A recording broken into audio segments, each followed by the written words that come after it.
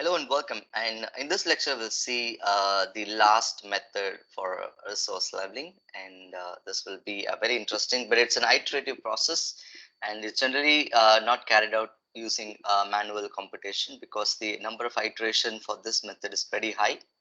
So without a further ado, let's get started. Our original problem, and we have got the activities and immediate predecessors and the duration and the resource required for completing this activity. And for activity A, it's 1 day, so the total number of resources per day is 3. Whereas for activity B, the duration is 3, whereas the total resources is 9, but per day it is 9 divided by 3, it's 3 resources per day. And this is the network diagram. And this is the event times which we computed using critical path method to determine the critical activities. Then the activity times, then float duration, and the duration, I mean the total float is considered to be one of the important determining factor for understanding the critical activities and deriving the critical path.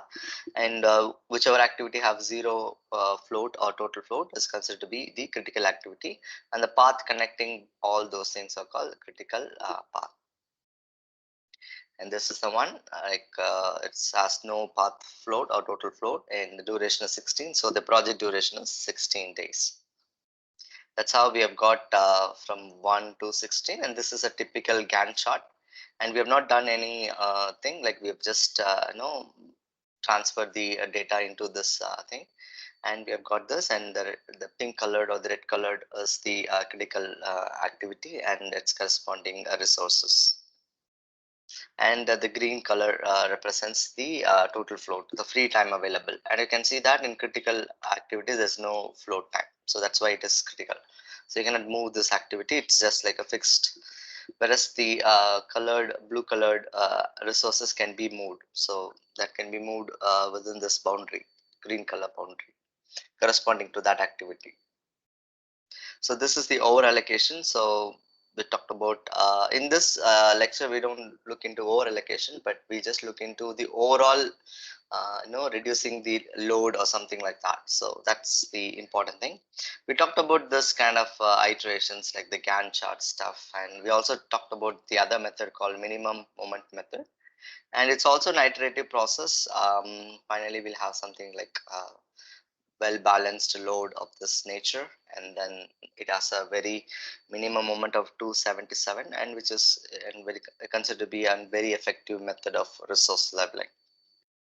And in this lecture, we'll be talking about the third method. It's called improvement factor. So improvement factor is a little bit iterative thing. So we may not do that as a manual calculation. We generally use computers to do that. The reason is that in the previous methodologies, like we focused on like 10 or 12 iterations, but this can go beyond 25, 30, 50, and so on. So that's why like we kept this as the computerized stuff.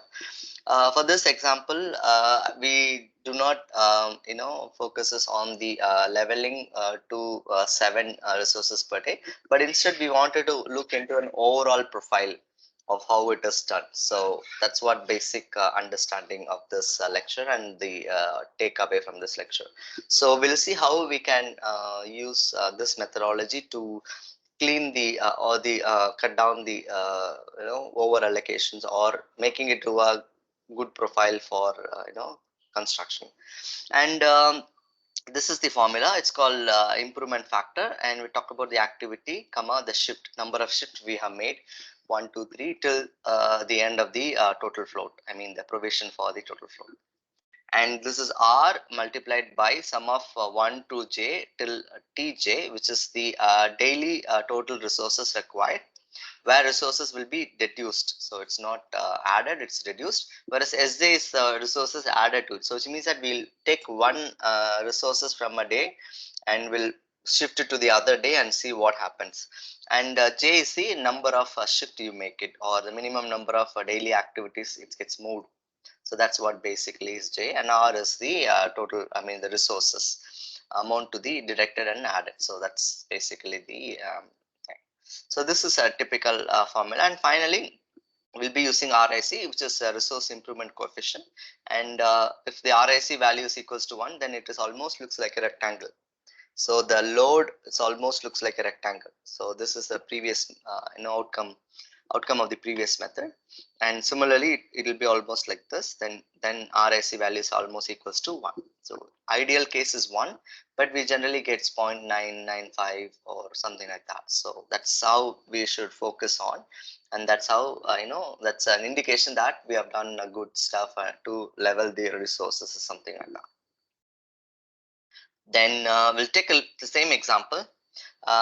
One thing which we have added to the conventional Gantt chart view is this: the two rows, revised period sum and resource rate R. So, and also this T and S.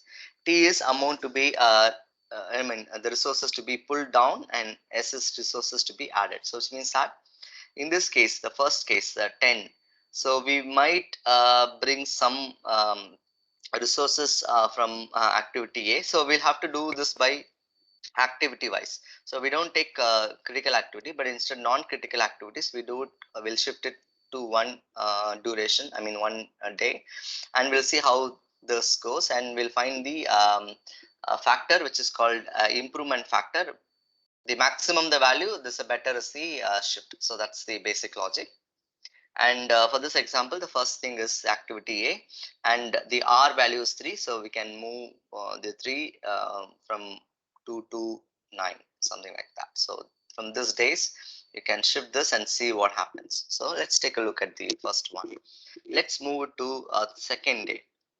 So I have moved the 3 resources to the second day. So which means that, so now the 10 is where we have reduced the 3, and the 7 is where we have added the 3. So which means that we have taken this 3 and added in day 2. So that's why it is T1, which is the you can see the down arrow, which means that it's leaving from this day, and it's added to up arrow on the second day represents it's added to it. So which means that 10 minus 3 now becomes 7, and 7 initial, when we add 3 it will become 10. So that's how it is done, and we'll see whether this adds any improvement to the solution or not. Let's take a look at it.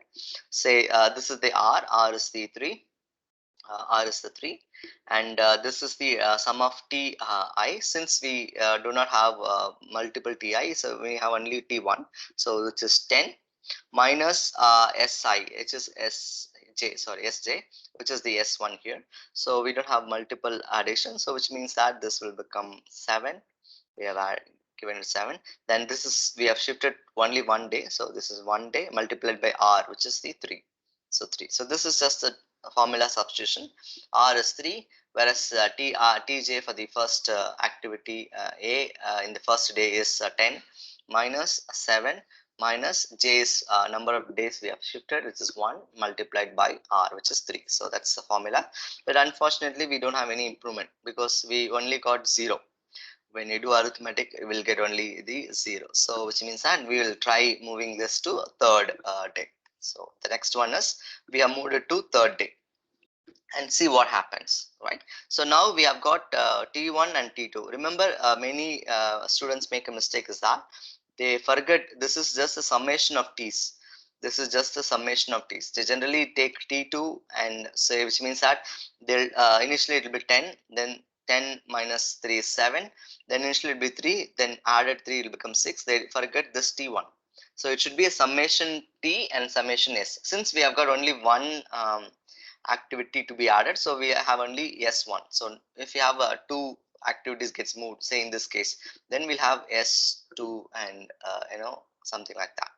Say this is a typical example of how do we make, but this requires a lot of practice, because when you make a mistake, because this is all iterative process, when you make a mistake, then that will reflect in the entire schedule, and you might be missing out some important stuff in between.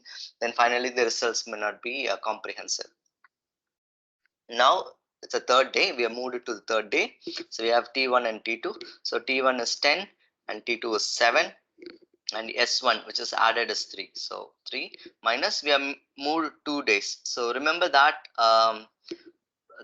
the point before, the float before this block is the j. So this is how we moved 2 days. Initially it was here 1, so we moved it to 2 is 1, then 3 is 2. So which means that we have moved it 2 days. So if you have any confusion, then you can count the number of cells before the original allocation. So that's basically gives us the j. And 2 into 3 is the r resources. We are only moving it r, something like that. Then we talk about something, the improvement factor, activity a, the second iteration or second shift. Then we have got something called 24. Let's take what happens if we move further, like the 3 move to 4. So then we understood that probably when you move this thing, when we added this thing, then summation of t 1 2 3, which is some 10 plus 7 plus 3 minus 8, this is the s1, minus we have made 3 shifts, so 1 2 3 3 shifts, and multiplied by 3, which is the resources, and it comes to 9. So which means that uh, 24 is better than 0, but it's not 9 is not better than 24. So which means that this is okay. So the improvement here is fine. So that's how we take a judgment. But anyway, we have other cells also, so we'll take a look at it, and we'll see which cells gives us a promising value, and then we'll move to this thing, and it also gives us a 24, which means there's a tie between the third allocation, allocation on the third day as well as on the fifth day. Let's try hoping it to sixth day, and we have got something extra, so which means that we have got 39. So which means that this is a little bit okay, because the load is almost balancing pretty well. So this is fine, but let's take a look at the other three options. The seventh day we got 54, and this is a really interesting thing, because it's almost kind of a balanced or something like that, and 39 is lesser than 54, and so far what we have seen is the 54, which is the highest improvement factor. Then we'll move on to the eighth day, and it gives us a 69, whereas on the last day it gives us 93. So which means that you can see from this thing, almost everything is almost balanced. So 7 7, only this is 3, whereas the other things are 8 8 8 until this is 8. So which means that as of now, the activity A in the entire project network diagram is almost balanced. We are not saying this is perfect, but we still have to look into the C, activity E, activity G, and H. But then up to now, it's fine. So it's pretty much very smooth and something like that. So that's how the improvement factor works, and we'll have a summary. And the maximum we get is 93. Right. Sometimes in this case we have got it at the last, sometimes you'll get it in between, or sometimes it will be in the initial stage also, depending upon the improvement factor, which has a maximum value, that is considered to be the optimal allocation. Right.